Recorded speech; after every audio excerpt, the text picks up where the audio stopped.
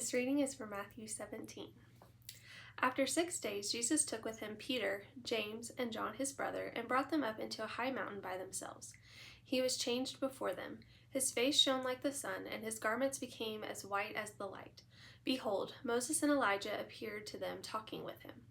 Peter answered and said to Jesus, "Lord, it is good for us to be here. If you want, let's make 3 tents here, one for you, one for Moses, and one for Elijah."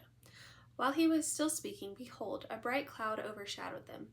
Behold, a voice came out of the cloud, saying, "This is my beloved Son, in whom I am well pleased. Listen to him."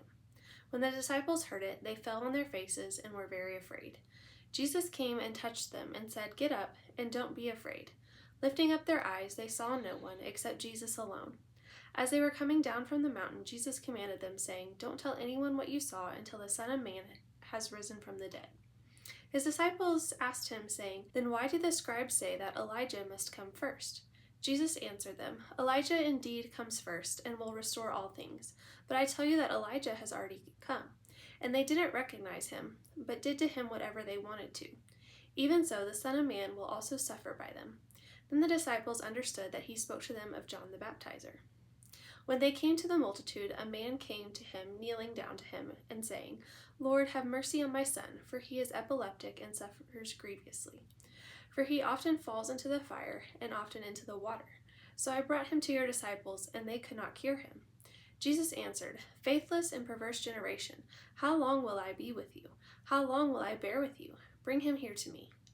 Jesus rebuked the demon, and it went out from him, and the boy was cured from that hour. Then the disciples came to Jesus privately and said, "Why weren't we able to cast it out?" He said to them, "Because of your unbelief. For most certainly I tell you, if you have faith as a grain of mustard seed, you will tell this mountain, 'Move from here to there,' and it will move, and nothing will be impossible for you. But this kind doesn't go out except by prayer and fasting."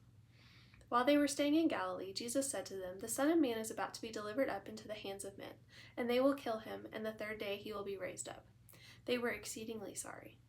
When they had come to Capernaum, those who had collected the didrachma coins came to Peter and said, "Doesn't your teacher pay the didrachma?" He said, "Yes." When he came into the house, Jesus anticipated him, saying, "What do you think, Simon? From whom do the kings of the earth receive toll or tribute? From their children or from strangers?" Peter said to him, "From strangers." Jesus said to them, "Therefore the children are exempt, but lest we should cause them to stumble, go to the sea, cast a hook, and take up the first fish that comes up. When you have opened its mouth, you will find a stater coin. Take that and give it to them for me and you." Now, at the bottom of my Bible, it says that a didrachma is a Greek silver coin worth 2 drachmas, about as much as 2 Roman denarii, or about 2 days' wages. It was commonly used to pay the half-shekel temple tax because 2 drachmas were worth 1/2 shekel of silver.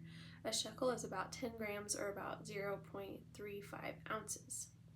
And then later, when it talks about a stater coin, it says a stater is a silver coin equivalent to 4 Attic or 2 Alexandria drachmas, or a Jewish shekel, just exactly enough to cover the half-shekel temple tax for 2 people.